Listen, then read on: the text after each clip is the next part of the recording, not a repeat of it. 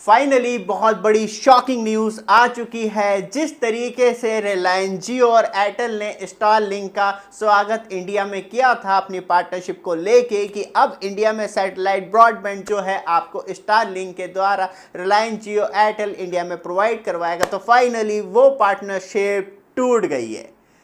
रिलायंस जियो अलग हो चुका है, एयरटेल अलग हो चुका है और एलॉन मस्क इस टाइम हवा में उड़ रहे हैं अपने स्टारलिंक को लेके, क्योंकि जो न्यूज़ आई है वो टाइम्स ऑफ इंडिया ने फाइनली रिलीज़ की है। और इसके पीछे क्या बहुत बड़ी वजह रही है, क्योंकि बात करी जाए तो बहुत ज़्यादा मुश्किल होगा एलॉन मस्क को इंडिया में अपनी स्टारलिंक की सैटेलाइट सर्विस डायरेक्टली प्रोवाइड करवाना, क्योंकि इंडिया मार्केट को समझना एक बहुत बड़ा खेल है। आप यूएसए में बैठ के कितने भी पैसे कमा ले, लेकिन इंडियन मार्केट में आने के बाद अपना प्रोडक्ट बेचना वो विदाउट टाइम टेकिंग प्रोसेस के बिना नहीं हो सकता। पहले आपको मार्केट में सामान लेके आना है, फिर मार्केट को समझना है। जो ऑलरेडी दो खिलाड़ी थे रिलायंस जियो और एयरटेल, वो समझ चुके थे किस तरीके से लोगों को ज़्यादा से ज़्यादा अट्रैक्ट करना है। वो बहुत बड़ी अपॉर्चुनिटी लग रहा है कि ख़त्म हो चुकी है, क्योंकि बात करी जाए तो अब इसके पीछे क्या बहुत बड़ा रीज़न देखने के लिए मिलता है और क्यों इंडिया के टेलीकॉम ऑपरेटर्स दोबारा से नाराज़ हो गए, क्योंकि पहले मिल चुके थे। पहले से ही टेलीकॉम ऑपरेटर अगेंस्ट थे कि इंडिया में सैटेलाइट स्पेक्ट्रम जो ऑप्शनिंग के द्वारा ही सेल होना चाहिए। और जिस तरीके से गवर्नमेंट ने डायरेक्टली एक बड़ी सी अनाउंसमेंट की कि सैटेलाइट के जो स्पेक्ट्रम है वो विदाउट ऑप्शनिंग जो है वो अलॉटमेंट किए जाएंगे सैटेलाइट प्लेयर्स को, और इसके बाद कहीं ना कहीं बहुत बड़ी नाराज़गी चल रही थी। लेकिन एक और बीच में फेरबदल आता है, क्योंकि इंडियन टेलीकॉम ऑपरेटर्स ने बहुत ज़्यादा क्वेश्चन राइज किए हैं, स्पेशली ट्राई के ऊपर, और साफ तौर पे कहा है कि जिस तरीके से सैटेलाइट प्लेयर्स को स्पेक्ट्रम अलॉटमेंट किए गए हैं वो कहीं ना कहीं बहुत बड़ा फेवर देखने के लिए मिलता है। और इसके बीच में जो भी प्रोसेस हुआ है वो नॉन ट्रांसफरेबल प्रोसेस है, मतलब पूरी जानकारी खुले तौर पे नहीं दी गई है। और दूसरी बात, नॉन जस्टिफाइबल कहीं ना कहीं ऐसी कंडीशन बन चुकी है कि ट्राई पूरी तरीके से क्लियर नहीं कर रहा है, और इसी वजह से जो गुस्सा है टेलीकॉम ऑपरेटर्स का वो देखने के लिए मिल रहा है। और यहाँ पे जो बहुत बड़ी और इम्पॉर्टेंट पार्टनरशिप थी वो अब टुकड़ों में टूटती भी दिखाई दे रही है,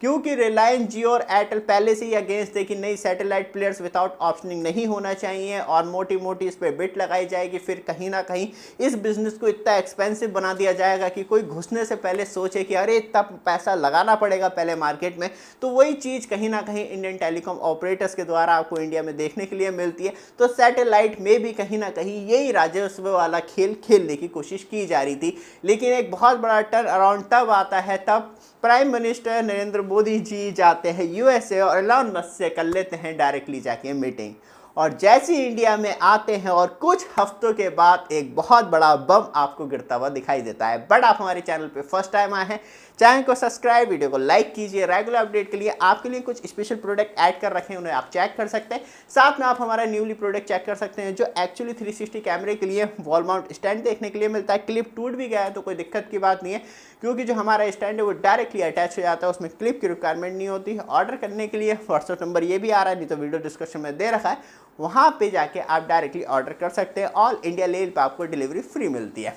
वापस आते हैं टॉपिक पे। कुछ हफ्तों के बाद एक बहुत बड़ी अनाउंसमेंट देखने के लिए मिलती है कि रिलायंस जियो ने फाइनली एलॉन मस्क की स्टारलिंक सैटेलाइट के साथ पार्टनरशिप कर ली है। कि उसके बाद हमें एक और बहुत बड़ी पार्टनरशिप देखने के लिए मिलती है एयरटेल और स्टारलिंक की इंडिया में, कि अब कहीं ना कहीं जियो और एयरटेल के स्टोर पे आपको स्टारलिंक के इक्विपमेंट सेल होते हुए दिखाई देंगे, और एयरटेल अपने साइड से और जियो अपने साइड से इंस्टॉलेशन करेगा स्टारलिंक की सैटेलाइट ब्रॉडबैंड सर्विस का। और जो बहुत बड़ा कंसर्न चल रहा था कि ऑप्शनिंग होगी या विदाउट ऑप्शनिंग होगी, वो जैसे प्रधानमंत्री इंडिया में आते हैं वो जो टेलीकॉम ऑपरेटर्स की नाराज़गी थी वो सब खत्म हो जाती है और एक बहुत बड़ी अनाउंसमेंट देखने के लिए मिलती है। लेकिन अब कहीं ना कहीं एक और दोबारा से जो एयरटेल और जियो मेनली कंसर्न कर रहे हैं सर्विस को लेके, वो यही कर रहे हैं कि सैटेलाइट ब्रॉडबैंड सर्विस इंडिया में आएगी। क्योंकि स्पेशलाइज जो पहले बात की जा रही थी वो यही की जा रही थी कि ऐसे एरियो में जहाँ ना फाइबर इंस्टॉलेशन प्रॉपर तरीके से है, है ना टेलीकॉम ऑपरेटर्स प्राइवेट हो या सरकारी हो वहाँ पे नहीं अपनी सर्विस प्रोवाइड करवा पा रहे, तो फाइनली अलग अलग वे में जैसे कि direct to the satellite broadband service उन इलाकों में प्रोवाइड की जा सके,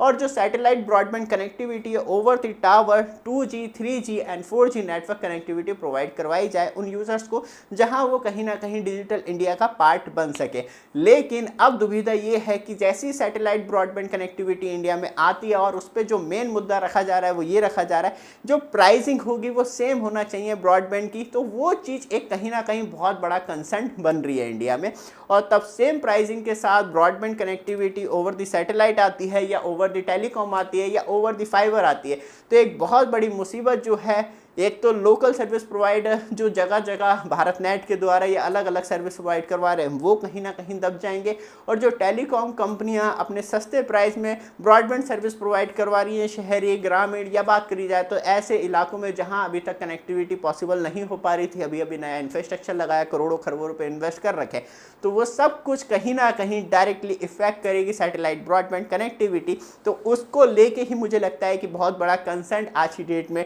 टेलीकॉम ऑपरेटर्स के द्वारा हो चुका है, और देखते हैं ट्राई का क्या स्पष्टीकरण आता है इस चीज़ को लेके, और किस तरीके से ट्राई या डिपार्टमेंट ऑफ टेलीकम्युनिकेशन या बात करी जाए तो कोल किस तरीके से सब मिलजुल के दोबारा से इस